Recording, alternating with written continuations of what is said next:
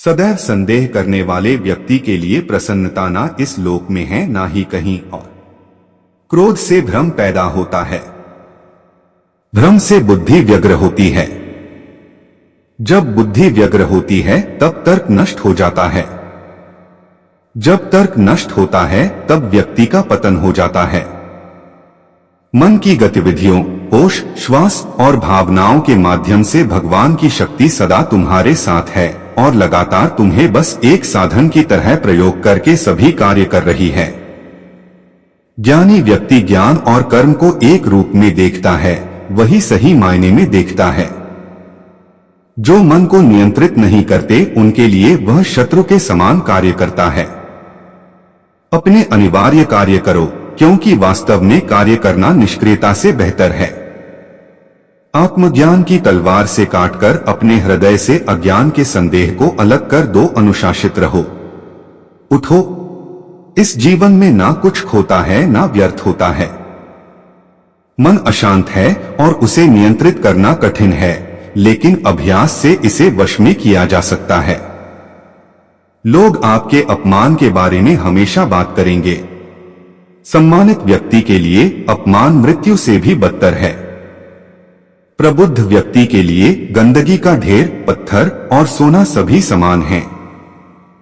निर्माण केवल पहले से मौजूद चीजों का प्रक्षेपण है।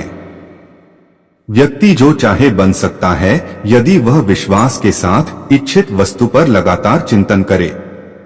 उससे मत डरो जो वास्तविक नहीं है। ना कभी था ना कभी होगा। जो वास्तविक है वो हमेशा था और उसे कभी नष्ट नहीं किया जा सकता। ज्ञानी व्यक्ति को कर्म के प्रतिफल की अपेक्षा कर रहे अज्ञानी व्यक्ति के दिमाग को अस्थिर नहीं करना चाहिए। हर व्यक्ति का विश्वास उसकी प्रकृति के अनुसार होता है। जन्म लेने वाले के लिए मृत्यु उतनी ही निश्चित है जितना कि मृत होने वाले के लिए जन्म लेना। इसलिए जो अपरिहार्य है उस पर शोक मत करो। अप्राकृतिक कर्म बहुत तनाव पैदा करता है। सभी अच्छे काम छोड़कर बस भगवान में पूर्ण रूप से समर्पित हो जाओ। मैं तुम्हें सभी पापों से मुक्त कर दूंगा। शोक मत करो। किसी और का काम पूर्णता से करने से कहीं अच्छा है कि अपना काम करें, भले ही उसे अपूर्णता से करना पड़े। मैं उन्हें ज्ञान देता हूं जो सदा मुझसे जुड़े रहते हैं और जो मुझसे प्रेम करते हैं। मैं सभी प्राणियों को समान रूप से देखता हूं, ना कोई मुझे कम प्रिय है ना अधिक। लेकिन जो मेरी प्रेम पूर्वक आराधना करते हैं वो मेरे भीतर रहते हैं और मैं उनके जीवन में आता हूं। प्रबुद्ध व्यक्ति सिवाय ईश्वर के किसी और पर निर्भर नहीं करता। मेरी कृपा से कोई सभी कर्तव्यों का निर्वाह करते हुए भी बस मेरी शरण में आकर अनंत अविनाशी निवास को प्राप्त करता है। हे अर्जुन, केवल भाग्यशाली योद्धा ही ऐसा युद्ध लड़ने का अवसर पाते हैं जो स्वर्ग के द्वार के समान है। भगवान प्रत्येक वस्तु में है और सबके ऊपर भी। बुद्धिमान व्यक्ति का मुख सुख में आनंद नहीं लेता। आपके सार्वलौकिक रूप का मुझे न प्रारंभ न मध्य न अंत दिखाई दे रहा है। जो कार्य में निष्क्रियता और निष्क्रियता में कार्य देखता है वह एक बुद्धिमान व्यक्ति है। मैं धरती की मधुर सुगंध हूँ। मैं अग्नि की ऊष्मा हूँ। सभी जीवित प्राणियों का जीवन और सन्यासियों का आत्मसंयम हूँ।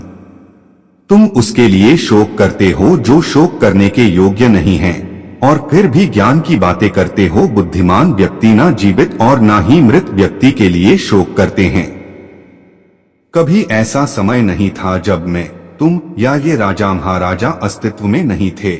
ना ही भविष्य में कभी ऐसा होगा कि हमारा अस्तित्व समाप्त हो जाए। कर्म मुझे बांधता नहीं, क्योंकि मुझे कर्म के प्रतिफल की कोई इच्छा नहीं। वह जो वास्तविकता में मेरे उत्कृष्ट जन्म और गतिविधियों को समझता है वह शरीर त्यागने के बाद पुनः जन्म नहीं लेता और मेरे धाम को प्राप्त होता है। अपने परम भक्तों जो हमेशा मेरा स्मरण या एक चित्त मन से मेरा पूजन करते हैं, मैं व्यक्तिगत रूप से उनके कल्याण का उत्तरदायित्व लेता हूँ। कर्म योग वास्तव में एक परम रहस्य है। कर्म उसे नहीं बांधता जिसने काम का त्याग कर दिया है। बुद्धिमान व्यक्ति को समाज कल्याण के लिए बिना आसक्ति के काम करना चाहिए।